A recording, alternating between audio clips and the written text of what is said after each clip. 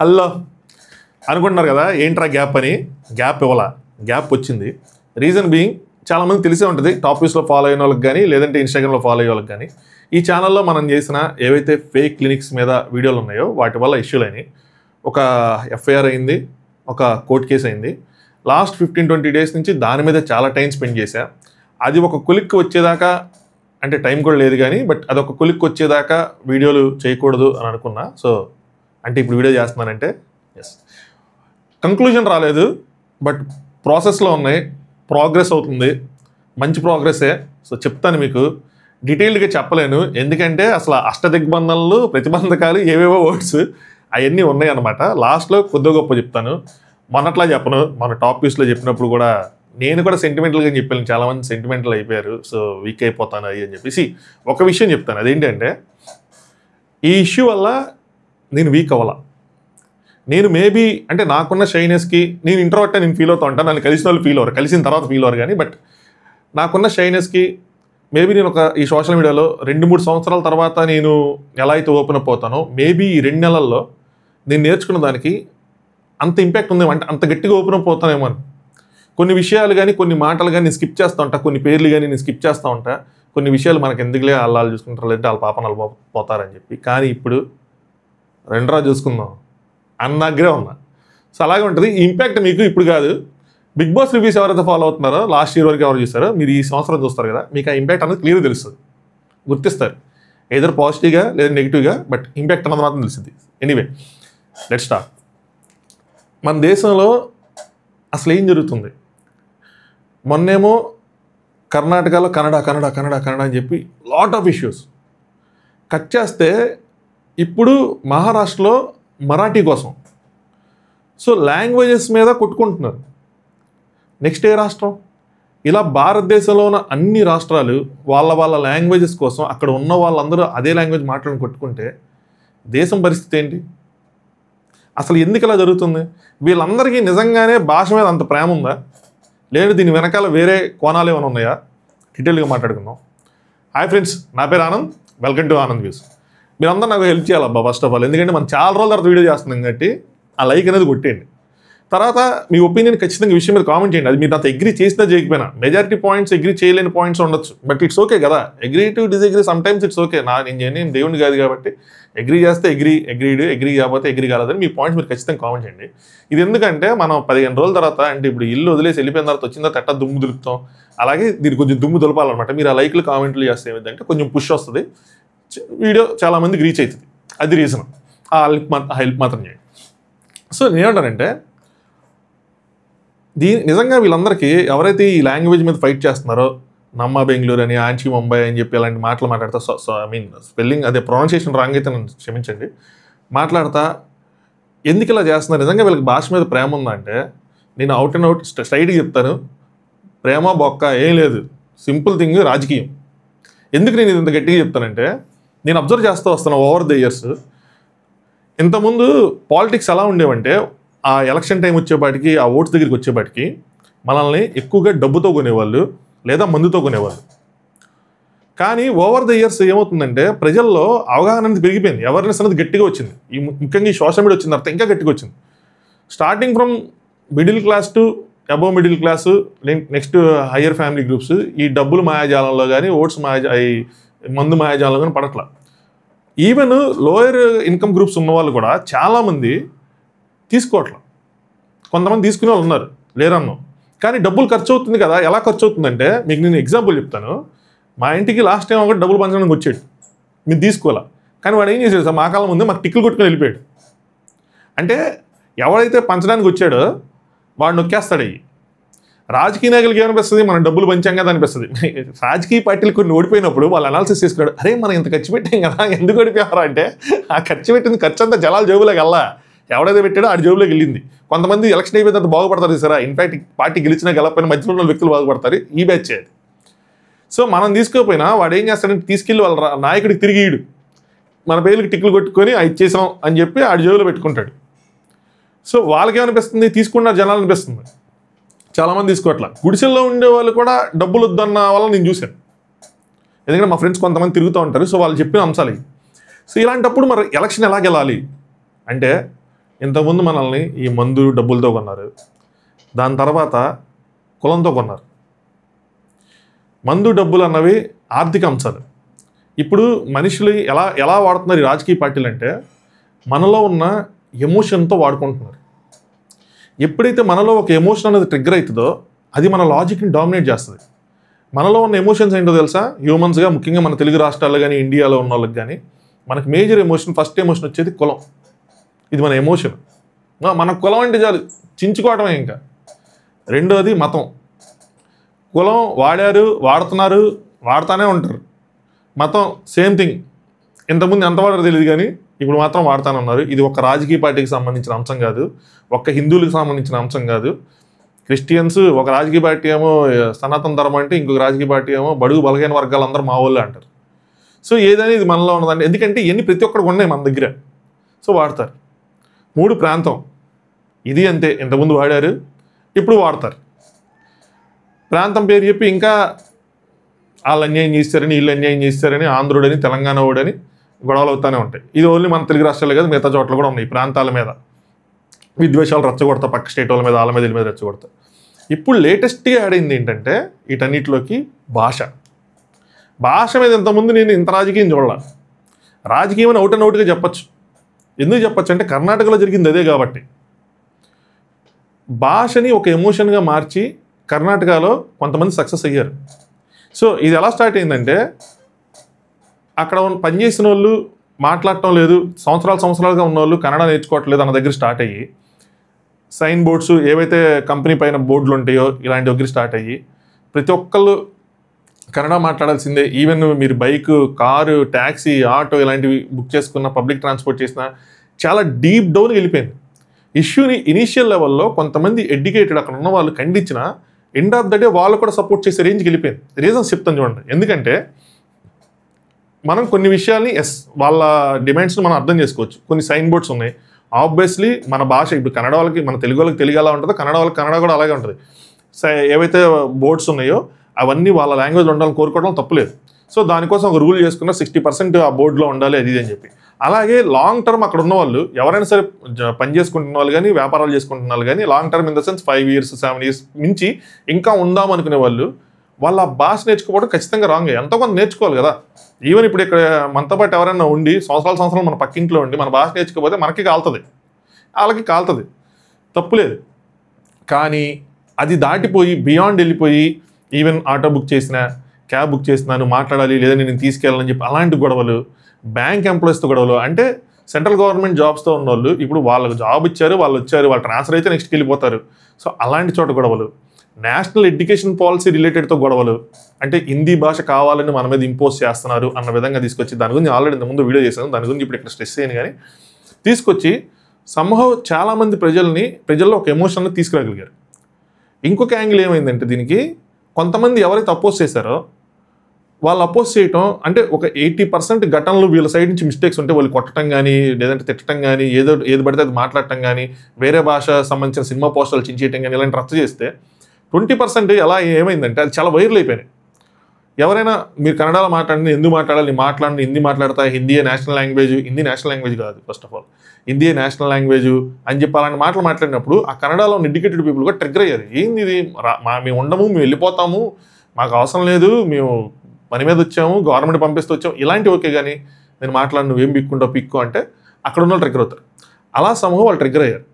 దీనికి ఎవరైతే ఈ భాష మీద ఎవరైతే పోరాటం చేశారో వాళ్ళకి గవర్నమెంట్ కూడా సపోర్టే చేసింది. ఎండ్ ఆఫ్ ద డే ఏంటంటే ఓటర్సే కదా, అక్కడ ఉన్న లోకల్సే కదా కావాల్సింది. సో వాళ్ళకి సపోర్ట్గానే వెళ్ళింది. అలాగే ఏవైతే 20% ఇన్సిడెంట్స్ ఉన్నాయో వాళ్ళు రివర్స్లో ఇదవటం, అవి అక్కడ ఉన్న లోకల్స్ని కదిలించింది. ఏంది వీళ్ళు ఇక్కడుండి మన మీద దాడులు చేయడం ఏంటి, మన మీద ఈ రకంగా మాట్లాడటం ఏంటి, హిందీ నేషనల్ లాంగ్వేజ్ అంటామేంటి. సో ఆ రకంగా కర్ణాటకలో ఈ భాష అనేది ఒక పొలిటికల్ హీట్ పెంచి అక్కడున్న పొలిటికల్ పార్టీస్కి ఒక మైలేజ్ అయితే ఇవ్వగలిగింది.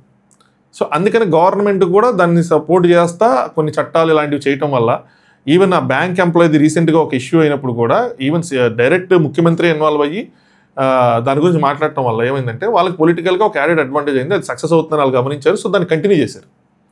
ఇప్పుడు ఎలక్షన్స్లో ఎలా ఉంటుందంటే ఒక్కొక్క ఏ పార్టీ ఎలా అంటే ఇప్పుడు ఒకళ్ళు పాదయాత్ర చేసి సక్సెస్ఫుల్ అయ్యారు అనుకోండి, ఇంకొకళ్ళు పాదయాత్ర చేస్తారు.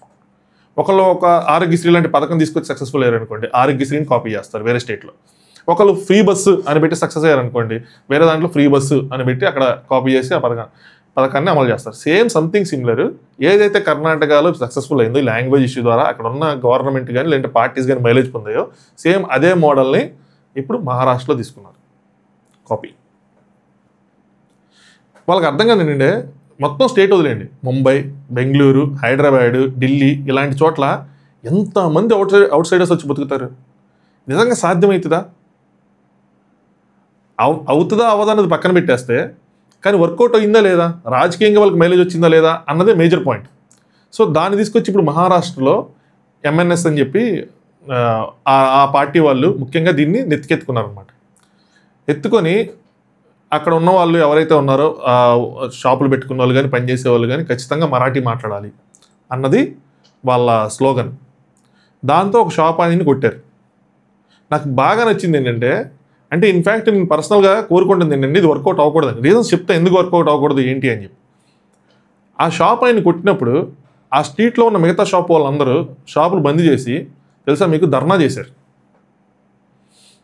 ఈవెన్ గవర్నమెంట్ ఎవరైతే ఇప్పుడు సీఎం ఉన్నారో ఆయన దీని గురించి మొన్న మాట్లాడారు అనమాట. చాలా బలంగా మాట్లాడాడు ఆయన ఉద్దేశాలు ఎలాంటివి ఉన్నా సరే ఈ భాష మీద ప్రతి ఒక్కరికి ప్రేమ ఉండాలి, మరాఠీ మంది ప్రేమ ఉండాలి, కానీ వేరే భాషని వ్యతిరేకించడం కానీ వేరే భాష వాళ్ళని కొట్టడం కానీ హక్కు ఎవరికీ లేదు.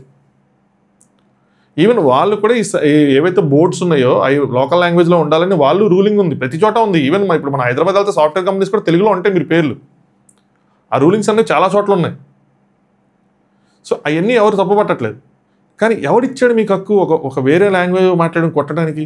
ఇప్పుడు మన మరాఠీ వాడు వెళ్ళి అస్సాంలోనే ఎక్కడ పని చేసుకుంటున్నాడు, అక్కడ ఒక షాప్ పెట్టుకున్నాడు, వాడిని కొడితే అక్కడ లోకల్ లాంగ్వేజ్ మాట్లాడలేదని ఎలా ఉంటుంది అని ఆయన ఖండించాడు. కానీ ఇక్కడ అపోజిషన్లో ఉన్నది ఈ వాళ్ళ పార్టీలు. అబ్బో అసలు మహారాష్ట్ర రాజకీయమే డిఫరెంట్. శివసేనకి 2 పార్టీలు, నెక్స్ట్ అజిత్ పవార్ గారు వాళ్ళ 2 పార్టీలు, బీజేపీ. ఆ శివసేన 2గా చీలిపోయింది లాస్ట్ ఎలక్షన్లో, పక్కకి వెళ్ళిపోయారు.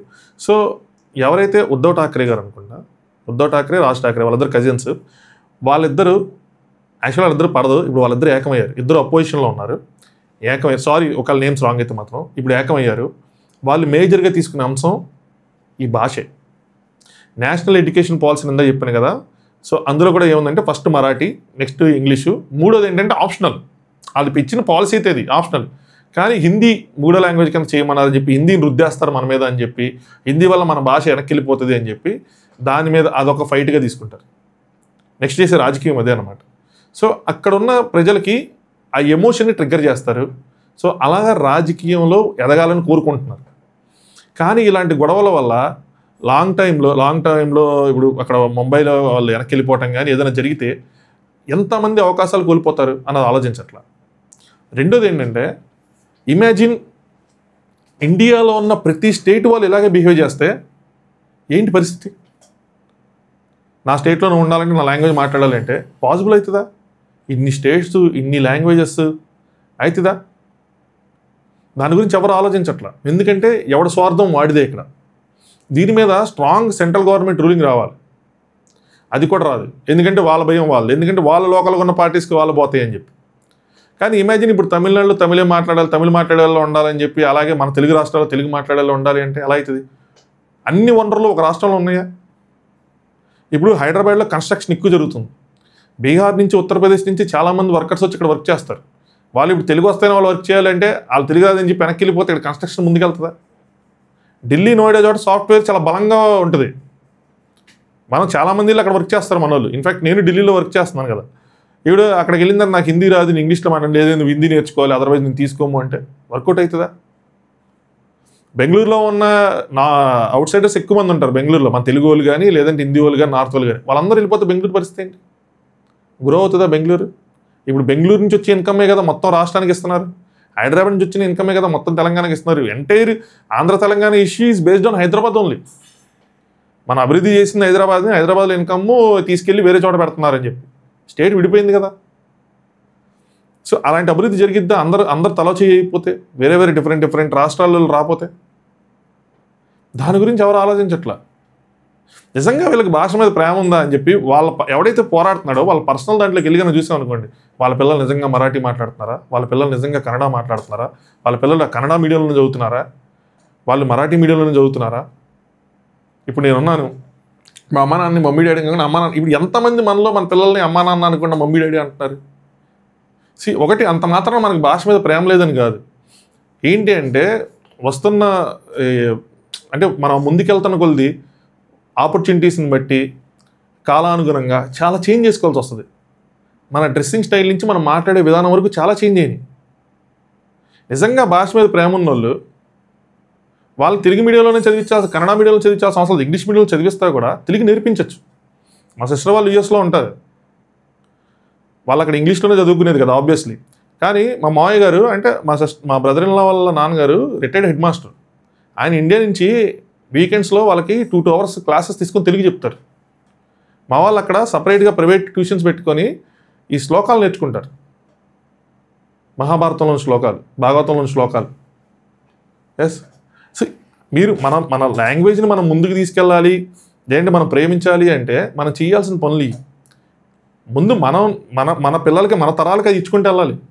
అది చేయకుండా పక్కనోడు మాట్లాడాలని కోరుకోవడం కానీ, పక్కనోళ్ళు దాని మీద ఉండాలని, అది నేర్చుకుని అది మాట్లాడాలి, లేదంటే అది వస్తేనే ఇక్కడ ఉండాలని కోరుకోవటం కానీ చాలా రాంగ్. నిజంగా వాళ్ళకి ఇలా మనం కూర్చోబెట్టి చెప్తే అర్థమైందంటే అర్థం కాదు, ఎందుకంటే వాళ్ళు ట్రాన్స్లోనే ఉంటారు.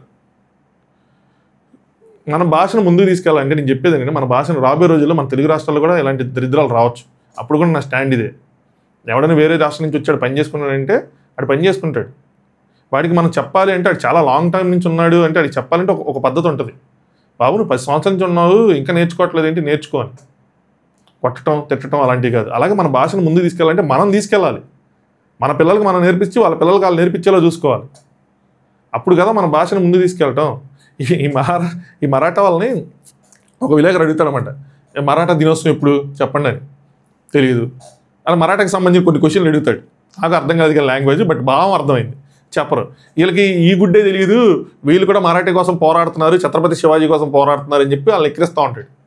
అక్కడున్న మీడియా కానీ అక్కడున్న గవర్నమెంట్ కానీ దీనికి మరీ 100% సపోర్ట్ చేయకుండా ఒక వ్యతిరేకత చూసారా, అక్కడ కొంచెం వాళ్ళు మెట్టెక్కారు.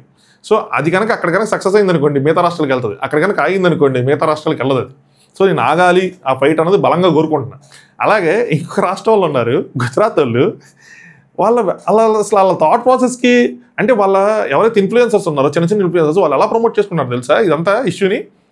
ఇంకో కర్ణాటక వెళ్తే ఇలా కొడుతున్నారు కన్నడ మాట్లాడమని, మహారాష్ట్రకి వెళ్తే మరాఠీ మాట్లాడమని కొడుతున్నారు. కానీ మీకు గుజరాత్ వాళ్ళు అలా కాదు, రండి ఇక్కడ హిందీ మాట్లాడండి, ఇంగ్లీష్ మాట్లాడండి, గుజరాతీయే మాట్లాడండి మీకు చెప్పం, ఇక్కడ రండి, ఇక్కడ పని చేసుకోండి, ఇక్కడ వర్క్ చేయండి, ఇక్కడ కంపెనీలు పెట్టండి అని చెప్పి వాళ్ళు ప్రమోట్ చేసుకుంటున్నారు.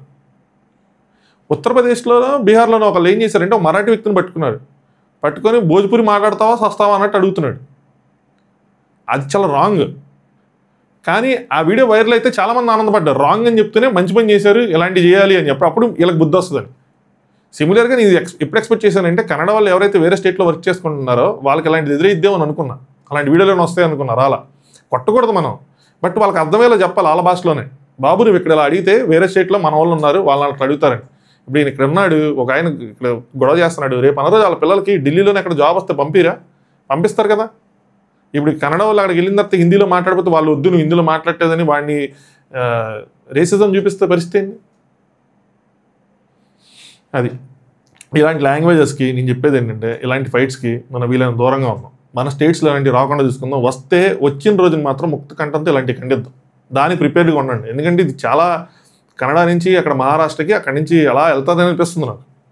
సక్సెస్ అవుతున్న కొద్ది ఒక స్టేట్లో సక్సెస్ అవుతున్న కొద్ది ఇంకో స్టేట్లోకి అది కాపీ అవుతూ ఉంటుంది రాజకీయం ఎంటైర్లీ. సో రాజకీయ నాయకులు మనల్ని ఎమోషనల్గా యూస్ చేసుకునే విధానాలు ఇవన్నీ. ఇలాంటి వాటికి కొంచెం దూరంగా ఉండండి. మీకేమనిపిస్తుంది, ఇదంతా భాష మీద ప్రేమతో చేస్తున్నారా, రాజకీయమా, లేదంటే వేరే కోణం ఏదైనా ఉందా అన్న విషయాన్ని ఖచ్చితంగా కామెంట్ చేయండి. కోర్టు కేసు అంటారా, ఏ లేదబ్బా డిలీట్ చేసేయచ్చు, సింపుల్గా సారీ చెప్పేయచ్చు, అయిపోతుంది. But I want to prove 3 things. ఎందుకు ఇంత కష్టపడుతున్నా, ఎందుకు ఇంత చేస్తున్నాను అన్నది నేను చెప్తాను. ఒకటి, వ్యూస్ కోసం చేస్తున్నారన్న కొన్ని కామెంట్స్ వచ్చినాయి మన బెట్టింగ్ యాప్స్ కానీ ఇవన్నీ పోరాడుతున్నప్పుడు. వ్యూస్ కోసం చేసేవాడిని అయితే 20-15 రోజులు దీన్ని పక్కన పెట్టి దాని మీద తిరగను. రోజుకో వీడియో చేసుకుంటే వ్యూస్ వస్తూనే ఉంటాయి, అది కంటిన్యూ అవుతూనే ఉంటుంది. So I want to prove this point. Second money కోసం చేస్తున్నారు, సో యూట్యూబ్లో ఇన్కమ్ వచ్చింది అని. ఐఎమ్ టెల్లింగ్ యూ, ఈ ఛానల్లో నేను ఎంతైతే సంపాదించానో దానికి కొన్ని ఎక్కువ రెట్లు పెట్టి నేను పోరాడుతున్నా. ఇవి చాలా సింపుల్ థింగ్స్ కాదు, మన కోసం ఎవరు ఫ్రీగా పోరాడరు. లాయర్ ఫీజులు కానీ, కోర్టు ఫీజులు కానీ, మనం తిరగటం కానీ, మన టైం కానీ, జాబ్ వదిలేసి వెళ్ళటం కానీ, ప్రతిదీ టైం ఈజ్ ఆల్సో మనీ కదా, కొన్ని రెట్లు ఎక్కువ. అసలు ఈ ఛానల్ ఎంతమంది ఉన్నారు? 10,000 సబ్స్క్రైబర్లు ఉన్నారు, 10,000-15,000 వ్యూస్ యావరేజ్గా నడుస్తూ ఉంటాయి. ఎంత మనీ వస్తుంది? దానికి ఎంత పెట్టి పోరాడుతున్నా? సో ఇది మనీ కోసం చేస్తున్న పోరాటం కాదు. మూడోది మేజర్ ఎక్విజేషన్, ఈవెన్ స్టేషన్లో కూడా వినిపించిన ఎక్విజేషన్ ఏంటంటే బిగ్ బాస్కి వెళ్ళడం కోసం ఇలా చేస్తున్నారు అని చెప్పి. నేను చెప్పకూడదు అనుకున్నా, చెప్తాను. ఇండైరెక్ట్గా నాకు కొన్ని నా పేరు ప్రపోజల్లోకి వెళ్తున్నప్పుడు నేను దాన్ని ఆపా. ఈవెన్ నేను చాలా పబ్లిక్గానే చెప్పాను, నేను ఈ సీజన్లో అసలు వెళ్ళను. ఎందుకంటే ఏమవుతుందంటే ఇప్పుడు ఇంత పోరాడి కావాలని బిగ్ బాస్కి కనుక ఆపర్చునిటీ తీసుకొని, ఒకళ్ళైతే నాకు నువ్వు కామనర్గా అప్లై చేస్తే నీకు ఖచ్చితంగా ఛాన్స్. సో వాళ్ళు ప్రపోజ్ చేసినా, నేను అప్లై చేసినా, చివరికి వెళ్ళినప్పుడు ఏమైందంటే వాళ్ళు రైట్ అవుతారు, మనం రాంగ్ అవుతాం. అంటే ఒక ఇష్యూ మీద మనం చాలా న్యాచురల్గా, అంటే న్యూట్రల్గా ఒక స్టెప్ తీసుకొని పోరాడింది. ఎండ్ ఆఫ్ ద డే ఏమైందంటే వీడు బిగ్ బాస్ వెళ్ళడానికి ఇది చేశాడనే కదా వస్తుంది. దీనివల్ల తర్వాత ఎవరైనా వేరే ఇష్యూల మీద పోరాడితే ఏమైందంటే వాళ్ళకి ఇదే ఎగ్జాంపుల్గా చూపించి కొట్టేస్తారు సింపుల్గా. వీళ్ళు ఫేమస్ అవడానికి బిగ్ బాస్కి వెళ్ళడానికి చేస్తున్నారు, ఇందులో నిజాయితీ లేదని. Want to prove that to be wrong. ఇంకొంచెం బలంగా మాట్లాడతా, మొత్తం నాకున్న ప్రతిబంధకాలన్నీ తొలగిపోయిన తర్వాత ఈ విషయాల మీద బలంగా మాట్లాడతా. ఎవరైతే అలాంటి కామెంట్స్, అలాంటి థాట్స్ ఇంకా మైండ్లో ఉన్నాయో మేబీ వాళ్ళకి అర్థమైద్దేమో. ఆ రోజు మాట్లాడుకుందాం ఒకరోజు. ఒకరోజు చలో. లైక్ చేయాలంటే వీడియో ఖచ్చితంగా లైక్ చేయండి, మీ ఒపీనియన్ కామెంట్ చేయండి. Thanks for watching.